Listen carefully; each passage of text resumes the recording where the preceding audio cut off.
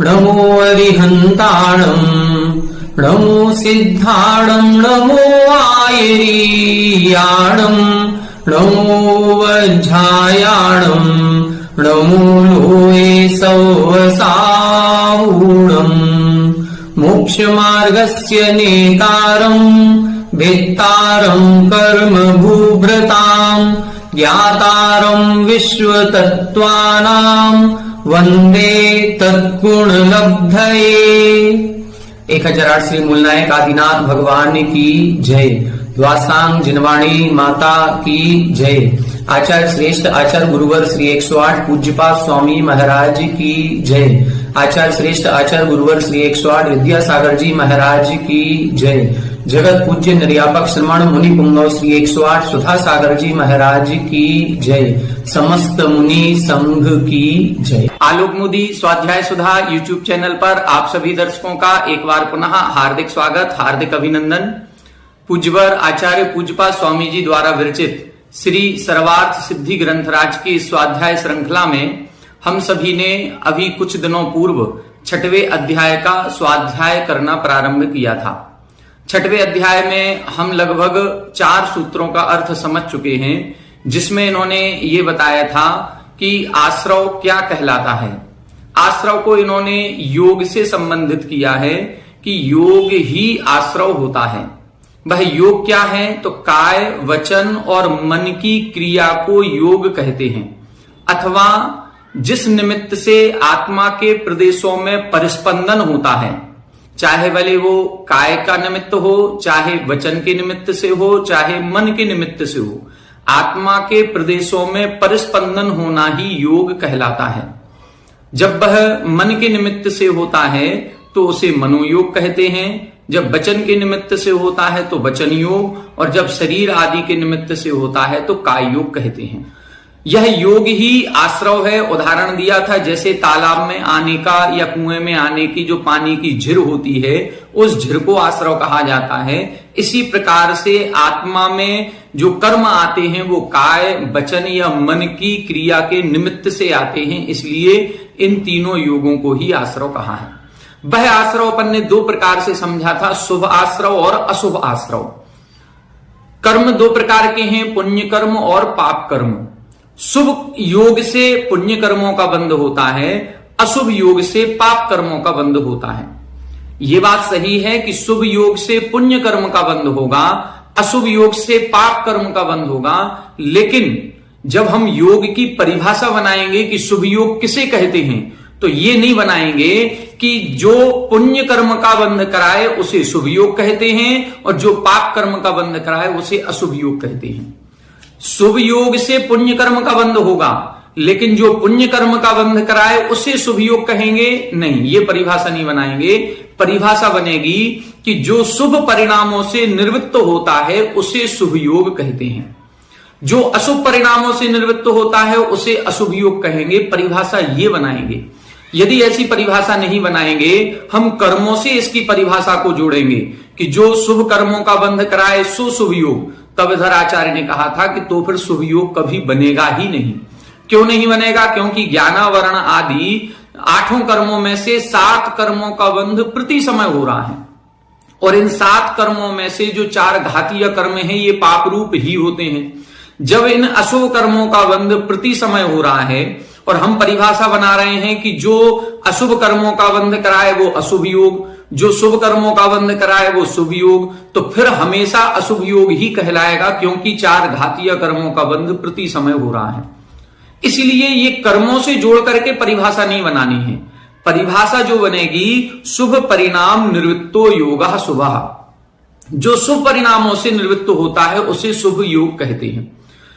किसी को थप्पड़ मारना, या हमने किसी को गाल में एक तमाचा मार दिया, थप्पड़ मार दिया, इसे हम शुभ क्रिया कहेंगे कि अशुभ क्रिया कहेंगे? अब हमें इसके पीछे उद्देश्य देखना पड़ेगा। एक थप्पड़ हम पड़ोसी के लड़के को भी मार देते हैं जब हमारे लड़के से लड़ाई हो जाती है। यदि इसके पीछे जो कारण है वो ईर्ष्या का कारण भी हो सकता है, वो अंदर का राग द्वेष परिणाम भी हो सकता है।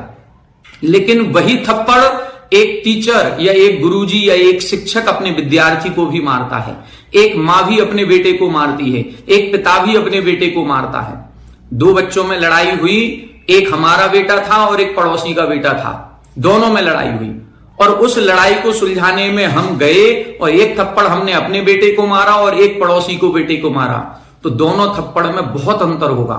हमने अपने बेटे को मारा है तो उसको सुधारने की दृष्टि से मारा है और पड़ोसी के बेटे को मारा है तो उसमें द्वेष परिणाम हो सकता है, कोई दूसरा भाव हो सकता है। तो अंतरंग का परिणाम कैसा है, उस परिणाम के आधार पर शुभ योग और अशुभ योग की कल्पना की जाएगी।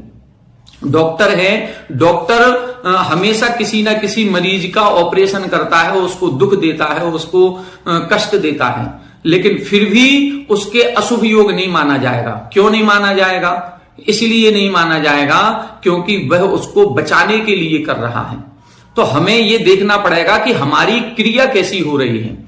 हमारी क्रिया, यत्नाचार किसे कहते हैं? पुरुषार्थ सिद्धि उपाय जो ग्रंथ आप लोग पढ़ चुके हैं पूर्व कक्षाओं में, उसमें हिंसा अहिंसा का बहुत अच्छा वर्णन दिया। यत्नाचार की परिभाषा हमारे यहाँ सभी ग्रंथों में लिखी गई है कि हमारी क्रियाएं यत्नाचार पूर्वक होनी चाहिए, सावधानी पूर्वक होनी चाहिए। उसमें यह स्पष्ट लिखा है कि यदि हम चल रहे हैं तो हम देख करके चलें, सावधानी पूर्वक चलें। यदि हम सावधानी पूर्वक कोई क्रिया कर रहे हैं, देख करके चल रहे हैं, फिर भी यदि कोई जीव मर जाता है तो हिंसा का दोष नहीं है। क्यों नहीं है? अभी तो इधर लिखा था कि यदि जीव का घात होता है, प्राणातिपात है, हिंसा हो रही है तो वो अशुभ का योग है।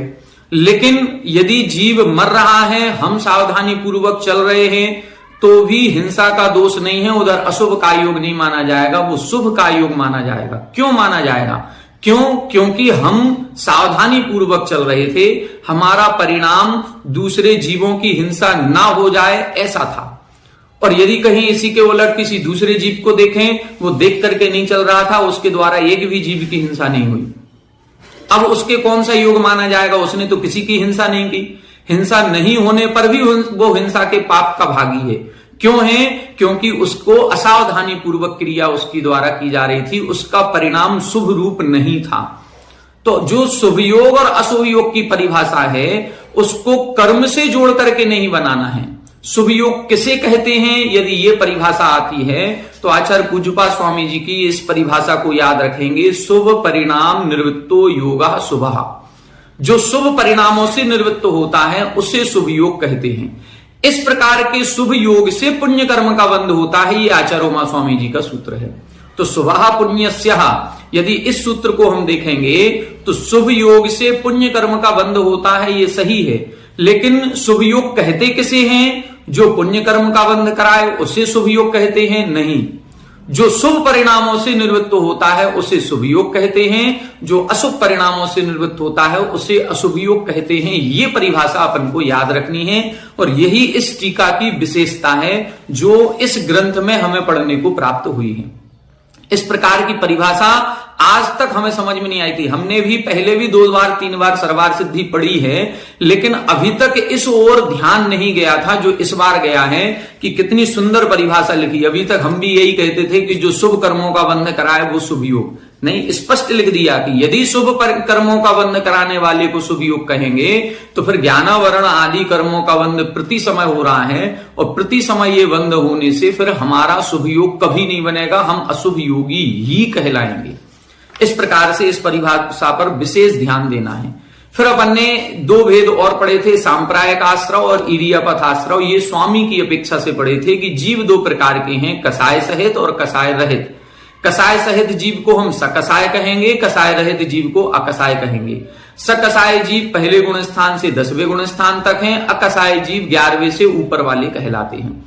तो जो कर्मों का आश्रय होता है इन स्वामी जीवों की अपेक्षा भी 2 प्रकार का हो गया, क्योंकि वह आश्रय संसार का कारण भी बनता है और संसार से मुक्त होने का कारण भी बनता है। तो सांप्रायिक संप्राय शब्द से बना है। संप्राय का मतलब है संसार, जो संसार का प्रयोजन होता है उसे सांप्रायिक आश्रय कहते हैं। और जो मोक्ष आदि का कारण बनता है, जो इस संसार की स्थिति का बंध नहीं कराता है, उसे इरियापथ आश्रय कहते हैं।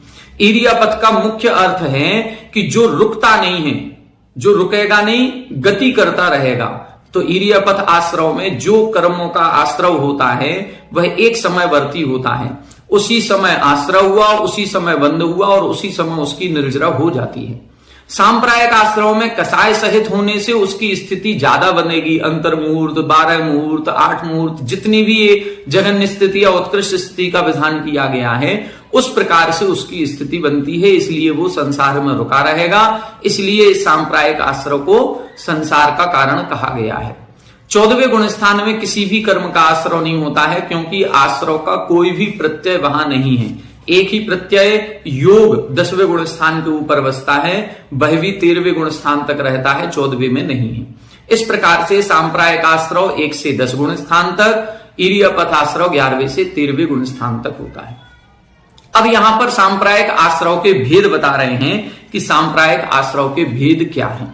देखें पेज नंबर 246 पर उत्थानिका 617 सूत्र नंबर 5।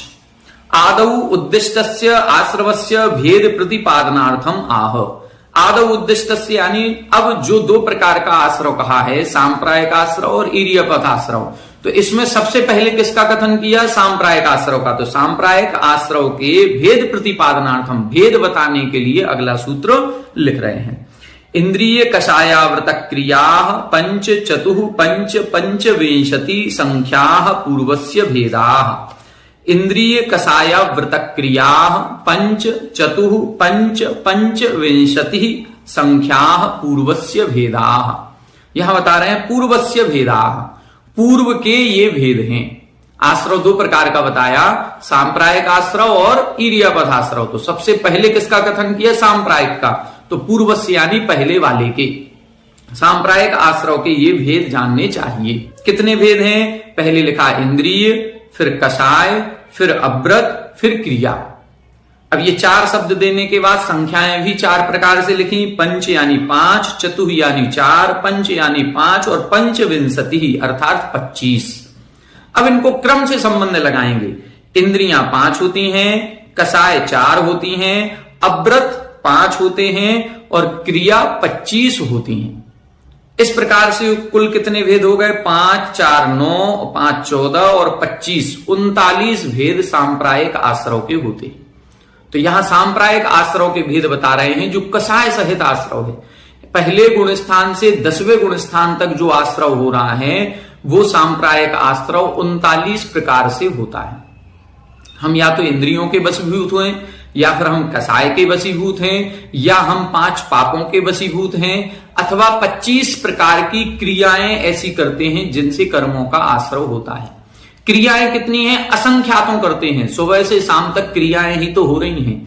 तो ये हैं तो असंख्यातों प्रकार की, लेकिन उनको गर्भित करके मुख्य करके 25 क्रियाओं का वर्णन इस ग्रंथ में किया गया है। ये 25 क्रियाओं का वर्णन अन्य किसी ग्रंथ में प्राप्त नहीं होता है। ये पूज्यपा स्वामी की अद्भुत देन है, अद्वितीय है। इस प्रकार का कथन अन्य ग्रंथों में पढ़ने में नहीं आता है। देखें 618 नंबर। अत्र इंद्रियादीनाम पंचाधिभिः यथा संख्यम अभिसंबंधो वेदितव्यः। अत्र यानी यहां पर अब इंद्रिय आदि नाम, इंद्रिय आदि जो 4 शब्द लिखे हैं उनका पंचाधिभिः जो 5 आदि 4 संख्याएं लिखी हैं उनके साथ यथा संख्यम अभिसंबंधः, क्रम से संबंध करना है। कैसे करना है? इंद्रियाणि पंच, इंद्रियां कितनी होती हैं? 5। चत्वारः कषायाः, कषाय कितनी होती हैं? 4। पंच अव्रतानि, अव्रत कितने होते हैं? 5।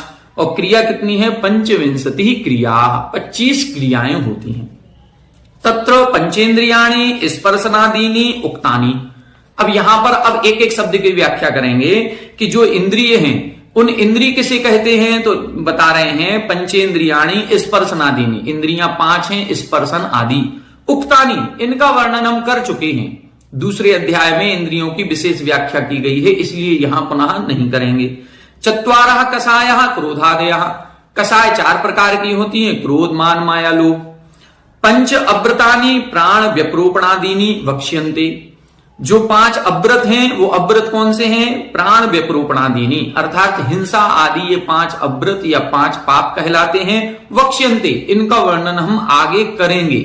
6वें अध्याय के बाद जब 7वां अध्याय पढ़ेंगे उसमें 5 पापों का वर्णन आएगा।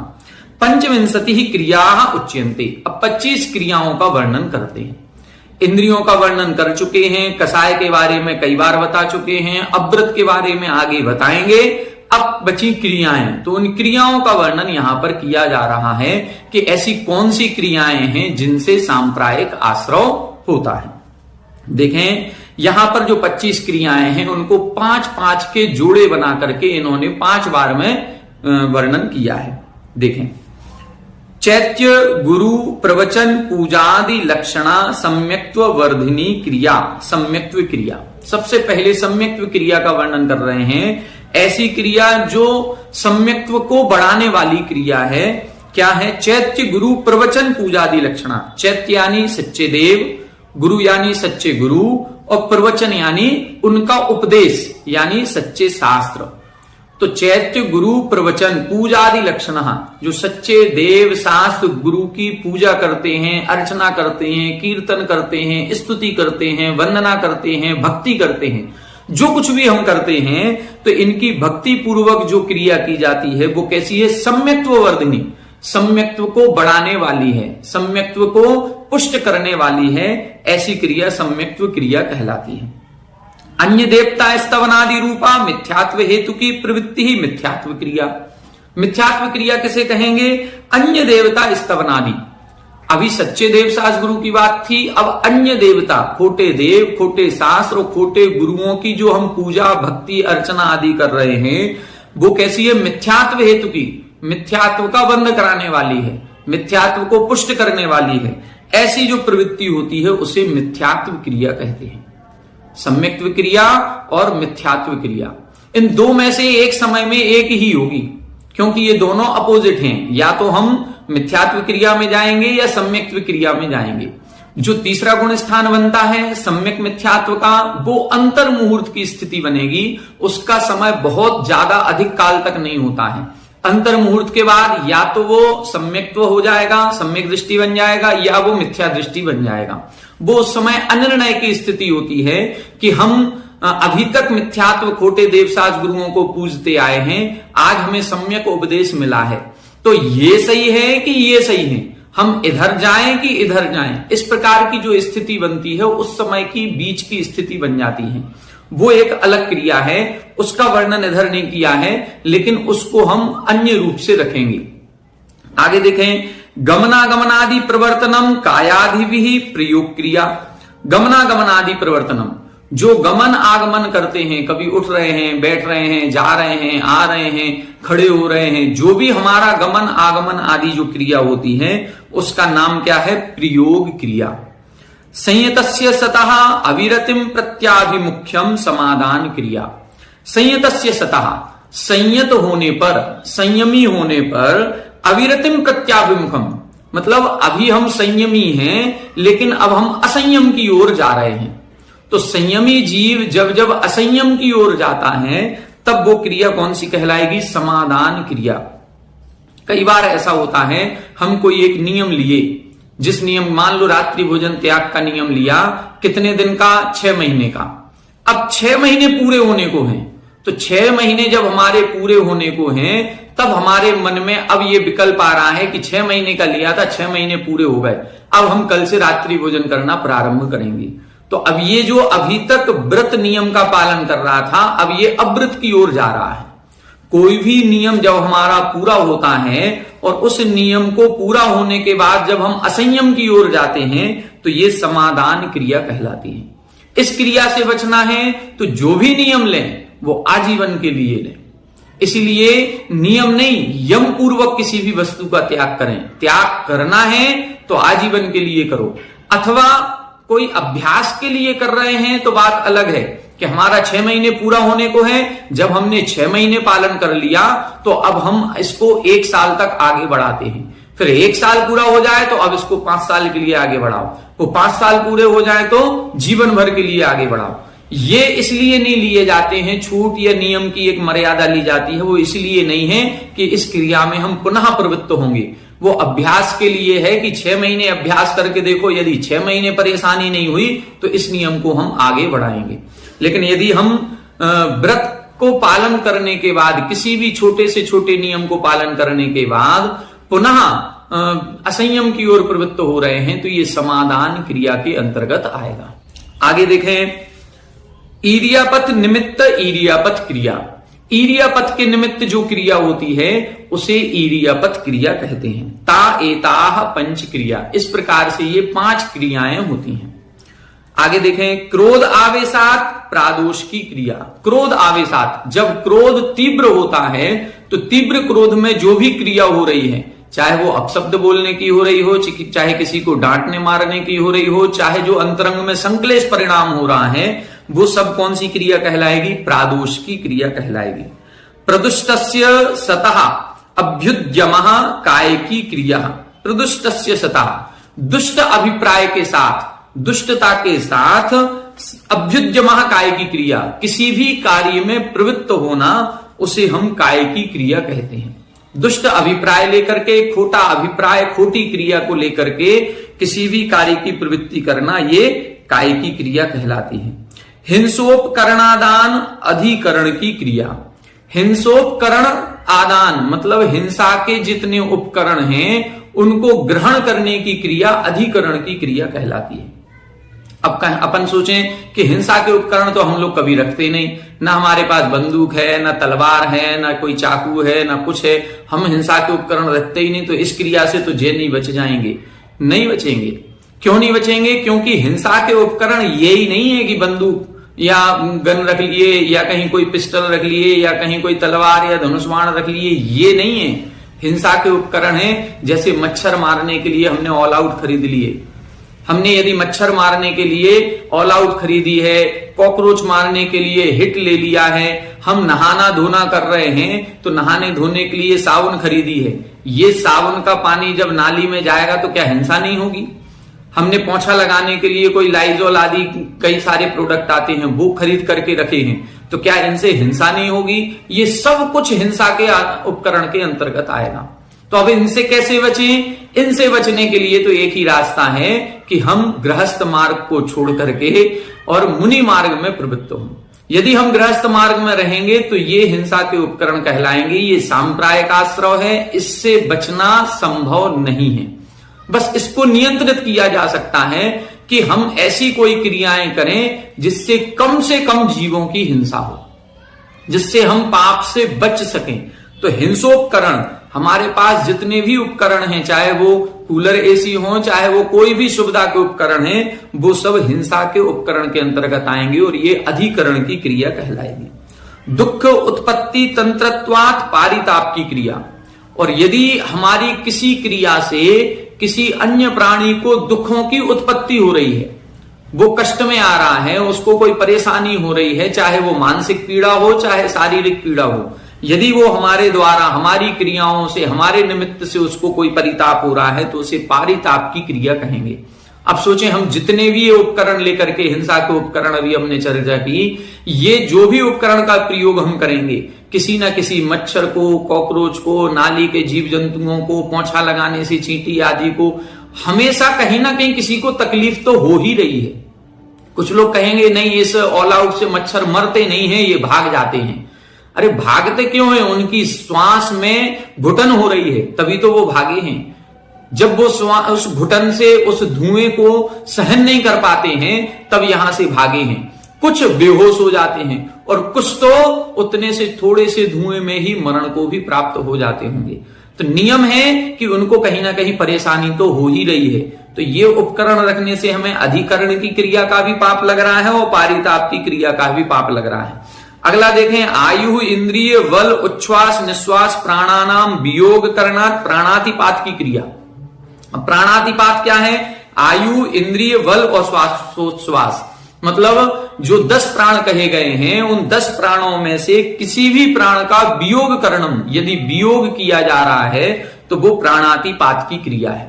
अब देखो, ये हिंसा के उपकरण हमारे घर में आ गए, तो हिंसा के उपकरणों का प्रयोग करने से या तो पारिताप की क्रिया हो रही है, और पारिताप की क्रिया के साथ साथ यदि वह जीव मर गया तो फिर प्राणातिपात की क्रिया भी हो रही है।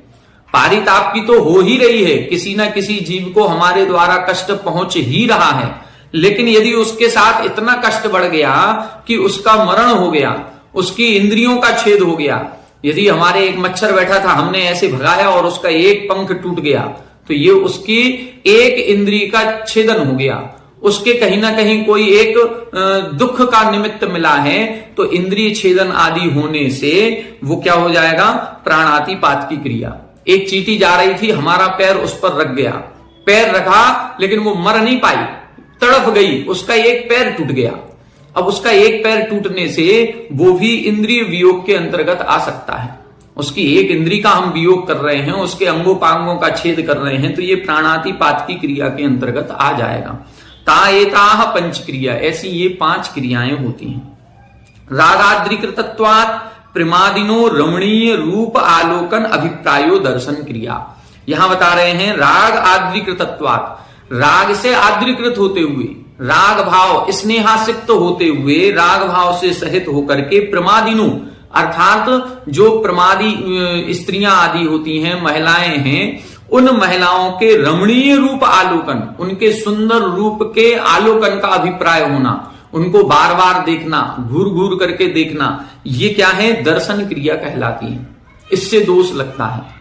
अब ये जरूरी नहीं है कि यहां पर पुरुष वर्ग महिलाओं को देख रहा है तो केवल पुरुष वर्ग के लिए ही ये क्रिया है, नहीं, महिलाएं पुरुषों को देखती हैं तो उनके लिए भी ये क्रिया कहलाएगी। महिलाएं महिलाओं को ज्यादा देखती हैं पुरुषों की अपेक्षा, पुरुष महिलाओं को कम देखते हैं, महिलाएं महिलाओं को ज्यादा देखती हैं। राग आद्रिकृतत्वात्, उनके आभूषणों को देखती हैं, उनके कपड़ों को देखती हैं, कौन सी डिजाइन है, कौन सा क्या है, तो कहीं ना कहीं उस आभूषण से राग भाव उत्पन्न हो रहा है कि ऐसा हम भी लेंगे। जो हमारे मन में राग द्वेष को उत्पन्न कराए, ऐसे किसी भी पदार्थ को यदि हम देख रहे हैं तो वह दर्शन क्रिया के अंतर्गत आएगा। तो ऐसे वो सभी पदार्थ जो हमारे मन में राग द्वेष उत्पन्न करा रहे हैं, सब दर्शन क्रिया के अंतर्गत आ जाएगा। प्रमादवशात स्पृष्टव्य संचेतनानुबंध स्पर्शन क्रिया। स्पर्शन क्रिया क्या है, प्रमादवशात, प्रमाद से सहित होकर के, स्पर्शव्य संचेतन, जो जीवित व्यक्ति हैं, चाहे वो महिला हो चाहे वो पुरुष हो, चाहे पुरुष महिला को स्पर्श कर रहा हो चाहे महिला पुरुष को स्पर्श कर रही है, वो स्पर्शन क्रिया के अंतर्गत आएगा।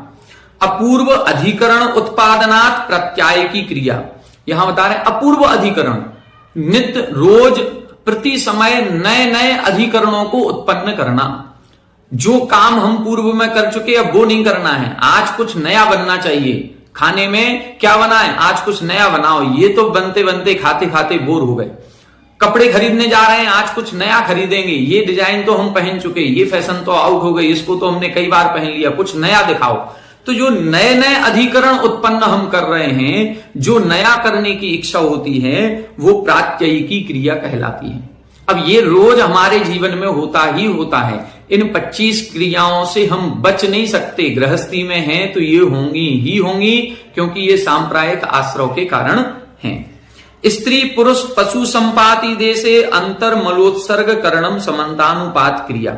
समन्तानुपात क्रिया किसे कहेंगे, स्त्री पुरुष संपाति देशे, जहां पर स्त्री कोई महिला हो, कोई पुरुष हो, कोई पशु आदि हैं, ऐसे स्थान पर अपने मलमूत्र आदि का क्षेपण करना, इसको हम क्या कहते हैं, समन्तानुपात क्रिया कहते हैं। ये ग्रंथ चूंकि आज से 6वीं 7वीं शताब्दी में लिखा गया, तो 1500-1600 वर्ष पूर्व लिखा गया। उस समय घरों में शौचालय नहीं होते थे, उस समय सभी बाहर ही जाते थे।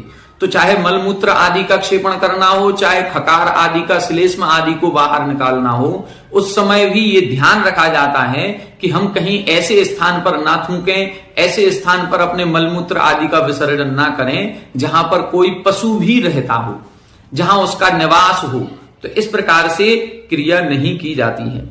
यहां तक कि जब अपन ट्रेवलिंग करते हैं तो ट्रेवलिंग करते समय भी ये कहा जाता है कि यदि हमें कहीं टॉयलेट आदि जाना है तो किसी पेड़ आदि के नीचे ना करें। इसके कारण कई और भी बताए जाते हैं, लेकिन एक ये भी कारण हो सकता है कि वहां पर एक पेड़ है, उसका भी एक जीवन है, उसका भी एक आवास स्थान है, वहां पर हम टॉयलेट ना करें। एक खाली स्थान पर, प्रासुक स्थान पर जाकर के मलमूत्र आदि का विसर्जन करना चाहिए। आगे देखें, अप्रमष्ट अदृष्ट भूमौ कायादि निक्षेप अनाभोग क्रिया। अनाभोग क्रिया क्या है, अप्रमष्ट और अदृष्ट। अप्रमष्ट का मतलब बिना शोधन किए और अदृष्ट का मतलब बिना देखे। बिना देखे बिना शोधे भूमि पर कायादि निक्षेप, अपने शरीर आदि का बैठना, उठना, लेटना, ये जो हम बैठ रहे हैं, उठ रहे हैं, हमने ना परिमार्जन किया ना कुछ किया और हम आकर के बैठ गए, तो ये हमारी अनाभोग क्रिया कहलाएगी। ता एताह पंच क्रिया, इस प्रकार से ये 5 क्रियाएं हो गई। याम परेण निर्वर्त्याम क्रियाम स्वयं करोति सा स्वहस्त क्रिया। स्वहस्त क्रिया किसे कहते हैं? जो परेण निर्वर्त्याम, जो दूसरे के द्वारा की जानी थी लेकिन उसको हमने स्वयं कर लिया, ये स्वहस्त क्रिया के अंतर्गत आएगा। जिस क्रिया के हम अधिकारी नहीं हैं, जो क्रिया करने का हमें अधिकार नहीं है, ऐसी अनधिकृत चेष्टा करने का नाम स्वहस्त क्रिया कहलाएगा। कई बार ऐसा बैन लगा दिया जाता है कि ये क्रिया आपको नहीं करनी है, ये महिलाएं ही करेंगी, ये कार्य पुरुष ही करेंगे, लेकिन महिलाओं के काम पुरुष करने लगे, पुरुषों के काम महिलाएं करने लगी, तो ये क्या हो गया? ये स्वहस्त क्रिया के अंतर्गत आएगा।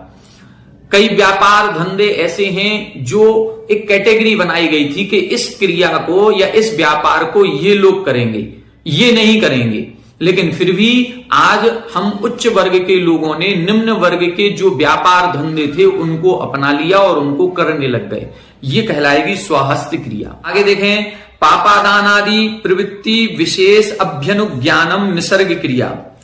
पापादानादि प्रवृत्ति विशेष अभ्यनुज्ञानम, पापादान प्रवृत्ति मतलब जो पाप वर्धक हैं, पाप का बंध कराने वाली हैं, अशुभ कर्मों का आश्रय कराने वाली क्रियाएं हैं, ऐसी क्रियाओं विशेष अभ्यनुज्ञानम अर्थात अपनी सम्मति देना, अपनी अनुमति देना। कई क्रियाएं हम स्वयं नहीं करते हैं, लेकिन हमारे बच्चे आकर के हमसे पूछ रहे हैं कि हम ये काम कर लें, तो हमने उनको अनुमति दे दी।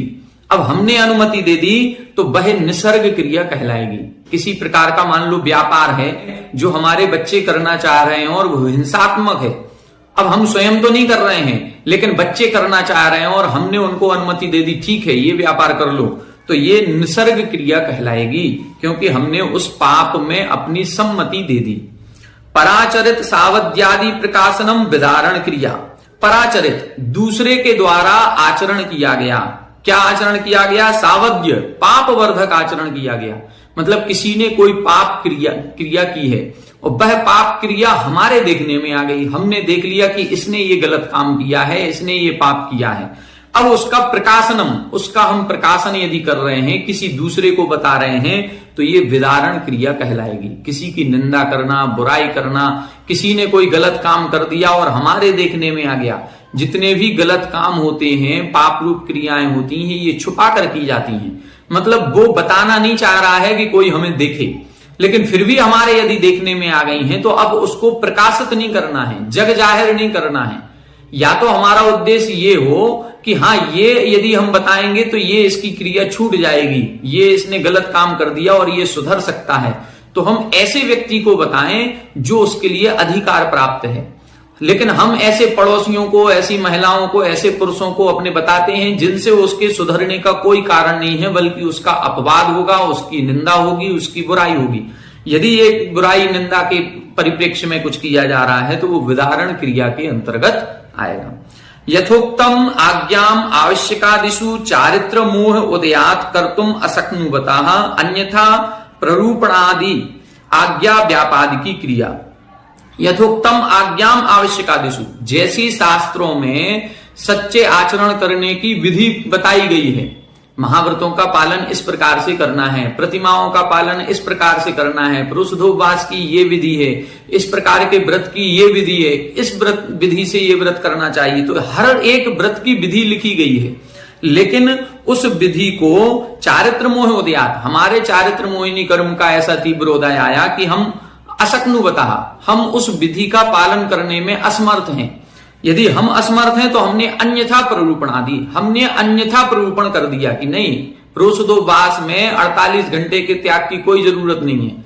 अब मान लो हम अष्टमी और चतुर्दशी को पुरुषोपवास करते हैं, तो पुरुषोपवास में पूर्व में एक आसन और बाद में एक आसन होना चाहिए, बीच में उपवास होना चाहिए। लेकिन हमारी शक्ति नहीं है तो हमने कह दिया नहीं, पुरुषोपवास में तो तीनों दिन एक आसन करो तो पुरुषोपवास हो सकता है। यदि ये हमने अन्यथा प्ररूपण कर दिया तो ये आज्ञा व्यापादि की क्रिया कहलाएगी। हमने सच्चे मार्ग को छुपा दिया, लोप कर दिया उसका।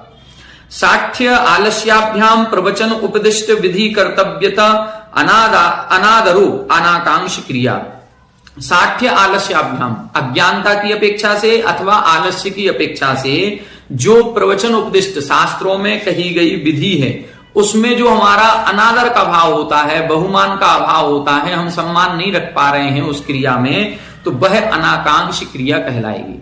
अनाकांक्ष क्रिया का मतलब जैसे प्रोषदोपास तो हम कर रहे हैं, ठीक विधि से कर रहे हैं, लेकिन ऐसा लगता है भारी मन से, अरे अभी अष्टमी का उपवास किया था, इतनी जल्दी फिर चतुर्दशी आ गई।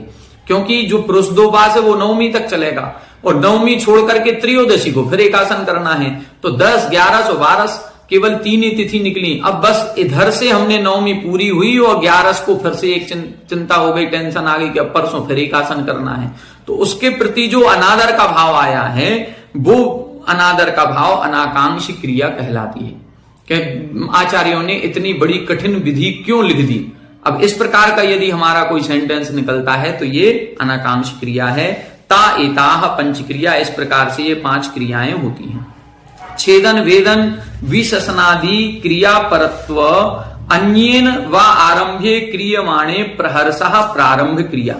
छेदन वेदन आदि जो जीव जंतुओं का छेदन वेदन किया जा रहा है, यदि या तो हम स्वयं कर रहे हैं या कोई अन्य दूसरा कर रहा है, और दूसरे के करने पर प्रहर्षः जो हमारे मन में एक खुशी का, आनंद का भाव आ रहा है, उसे हम प्रारंभ क्रिया कहते हैं। हमने तो नहीं मारा लेकिन कहीं दूसरे ने मार दिया तो हमको प्रसन्नता का भाव हो रहा है कि ये तुमने बहुत अच्छा किया, ये प्रारंभ क्रिया है। परिग्रह अविनाशार्था पारिग्रह की क्रिया, परिग्रह का विनाश ना हो इस प्रकार से जो हमारी क्रिया होती है उसे पारिग्रह की क्रिया कहते हैं। हम सभी दैनिक जीवन में केवल परिग्रह को जोड़ने में ही लगे हुए हैं, और जो हम परिग्रह को जोड़ने में लगे हुए हैं उसका संरक्षण कर रहे हैं, ये पारिग्रह की क्रिया कहलाएगी।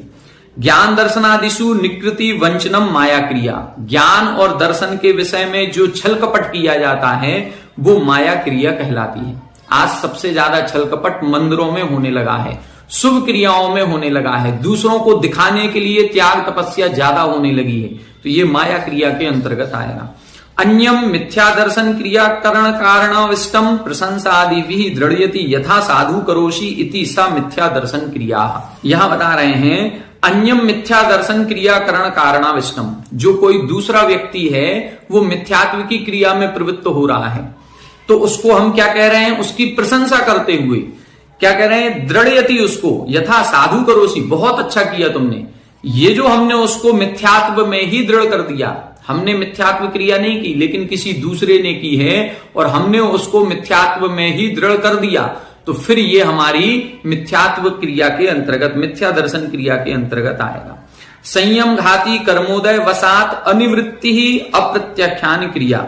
संयम घाती कर्मोदय वसात मतलब जो चारित्र मोहिनी कर्म के उदय के कारण से हमारे संयम का घात होता है, तो ऐसे चारित्र मोहिनी कर्म के उदय के कारण से अनिवृत्ति ही, त्याग के भाव नहीं होना, संयम ग्रहण करने के भाव नहीं होना, ये क्या कहलाएगी, अप्रत्याख्यान क्रिया कहलाएगी। प्रत्याख्यान का मतलब त्याग और अप्रत्याख्यान का मतलब त्याग नहीं करना। तो ये चारित्र मोहिनी कर्म के कारण से महाराज कह रहे हैं कि ये नियम ले लो और हम कह रहे हैं नहीं, हम नहीं पालन कर पाएंगे, ये हमारी अप्रत्याख्यान क्रिया कहलाएगी। ता एताह पंच क्रिया, इस प्रकार ये 5 क्रियाएं होती हैं। तो ये 25 क्रियाएं हो गई। समुद्रताः पंचविंशति क्रिया, ये सभी मिलाकर के 25 क्रियाएं होती हैं। एतानी इंद्रियादीनी कार्य कारण भेदात भेदम आपद्यमानानि सांप्रायिकस्य कर्मणः आश्रव द्वाराणि भवन्ति। ये सभी इंद्रिय, कसाय, अवृत और ये 25 क्रियाएं, ये सभी मिलकर के जो 39 भेद बताए हैं, ये सभी सांप्रायिक कर्मों के आश्रव के कारण बनते हैं, अर्थात ऐसे कर्मों का आश्रव कराते हैं जो संसार का प्रयोजन बनता है। तो इस प्रकार से आज की कक्षा में हमने सांप्रायिक आश्रव के भेद समझे। ये 39 भेद कौन कौन से होते हैं और मुख्य रूप से इन 25 क्रियाओं को समझा जो बहुत ही महत्वपूर्ण है। गृहस्थ जीवन में रहते हुए इन पर नियंत्रण करना आवश्यक है। कितना कर पाएंगे ये एक अलग बात है, अपनी अपनी परिस्थिति को देख करके, अपने अपने स्थान को देख करके इस पर नियंत्रण करना चाहिए। तो आज की कक्षा में इतना ही। आगे की कक्षा में आगे के विषय को अपन देखेंगे। आप सभी हमारे साथ बने रहें। सभी को जय जय।